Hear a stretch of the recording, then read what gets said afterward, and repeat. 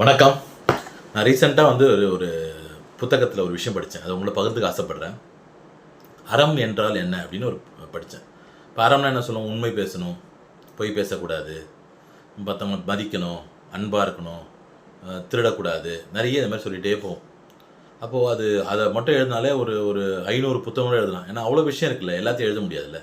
இப்போ ஈஸியாக புரிஞ்சிக்கிற மாதிரி ஒரு விஷயம் தேவைப்பட்டு நான் தேடினேன். அதில் எனக்கு கிடைச்ச விஷயம் உங்ககிட்ட பகிர்ந்துக்கிறேன். அறம் என்றால் விதித்தன செய்தல் விலக்கியன ஒழித்தல்ன்றாங்க. அதாவது பெரியவங்க, நல்லவங்க, முன்னோர்கள் எதெல்லாம் செய்யணும்னு சொன்னாங்களோ அதெல்லாம் செய்யணும்.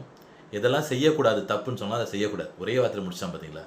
இதை சொன்னவன் வந்து வள்ளுவன் தான். ரொம்ப அழகாக சொல்லிட்டு உட்காந்துருக்காரு. அவர் சொல்கிறார், விதித்தன செய்தல் விலக்கியன ஒழித்தல், அதுதான் அறம் அப்படின்றார் அவர்.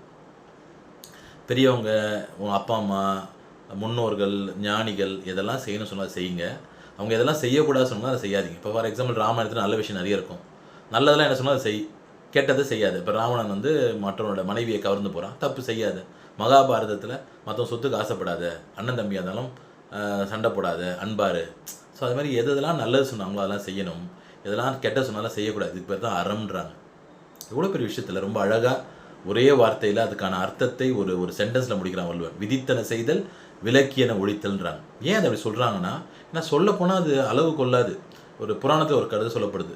காசிப முனிவரோட மனைவி மாயை அப்படின்ற ஒரு அரக்கி. மாயைக்கும் காசிப முனிவருக்கும் பிறக்கிறவன் தான் பத்மன், சூரன். இந்த சூரபத்மன் சம்ஹாரம் சொல்லுவாங்களே, முருகர் வந்து அழித்தார்னு. அவங்க என்ன செய்கிறாங்கன்னா, ஃபஸ்ட்டு கிளாஸ் எடுக்கிறாரு. யார்? காசிப முனிவர்.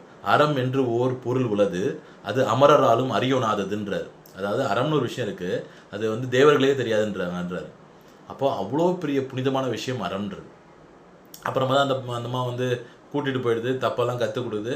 அவன் வந்து முருகனை ஏற்று நின்று இறந்து போயிடுறான். ஸோ அப்போ அறம் என்ற விஷயத்தை நம்ம கொஞ்சம் கொஞ்சமாக நம்ம குழந்தைகளுக்கு கற்றுக் கொடுக்கணும். இந்த பதிவு எனக்கு பிடிச்சிருந்தது.